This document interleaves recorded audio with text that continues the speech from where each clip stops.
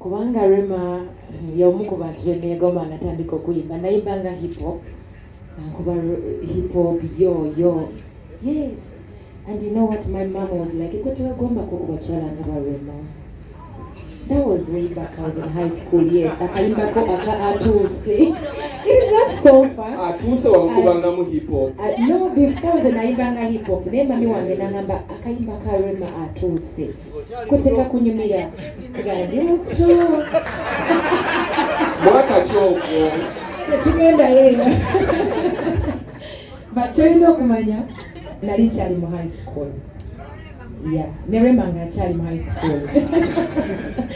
Anyway, so I'm happy to be, okubanga nyimiridde next to Rema. Kubanga mumanyi media bingi bibeerawo abayimbi abakyala batera nnyo okuteekako embeera, olina kuwala noono okuyitawo, olina kukola kino.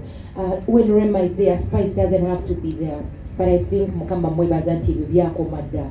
Kubanga wano ndiwo nga Spice naye ngenda kuba omu ku badesigner ba Rema Namakula ku corsets. Wow. Yes, era mulabanga ayambadde akakete. Omugogo mumutikkula omugogo mumuteeke ku nze mukubinze kibuuko. Alright? But Rema, thank you so much for loving me. Thank you for trusting me and being yourself with me. Kubanga omanyi si byangu okubeera nga mwe ndi muno omusembeza n'omutrustinga. Thank you so much. Nkwagaliza concert ennungi on the 23rd. I'll be there. I'll be backstage. But then I'll be a fan as well because I would love to watch you perform, your voice, the way you conduct the audience. Otutereshe bunyawali kugaboneze nabi nesenze bingi kugamba tuyige love bwino kuba bamu kufela emitima gyali gyakaluba nayo tuziza mu mbeera gigenda gigonda. We want to be like you.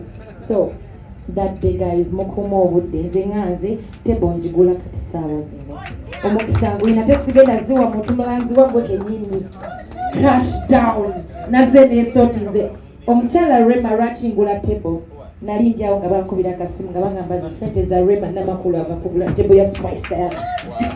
Nange neŋŋamba ebbanja nina olugambo ndukoze zino miliyoni 3 ziri omwo the table ya Rema Namakula because you did the same. You supported me. You bought a table. Thank you so much. Thank you Mama Ama. Omukyala yagula table ningamba muyimba. Munanga abayimbi tebatera kwesupportinga mu ngeri eyo. Tubeerawo bannaffe n'ekyo gamba nti kokwate mu nsawo akasente okaweeyo. Thank you so much. And B2C nammwe nzitagula table because you did the same. Mwagula table ne musasula cash. Manager, see you on that day. Thank you so much for pushing Rema Namakula okubanga akyaliwo emyaka gyonna industry yaffe nzibu nnyo. Being a woman, being a mother, okubanga osigala nga wooli ffe tulina worried okuzaala tugamba tunaasigalawo naye tugumira ku ggwe kyogamba ozaala ogenda amunange ebibaddengawo bagamba abanange ate naye Rema atulaze nti byonna bisoboka era munaye very soon I'll come for some tips because yes, thank you so much. How to keep a man. Exactly. And be a mother in this industry. Banange mwebale nnyo, all the sponsors mwebale trusting our neighbors ezaffe. We love you so much and the media. Thank you. Thank you so much Spice Diana. I love that the support level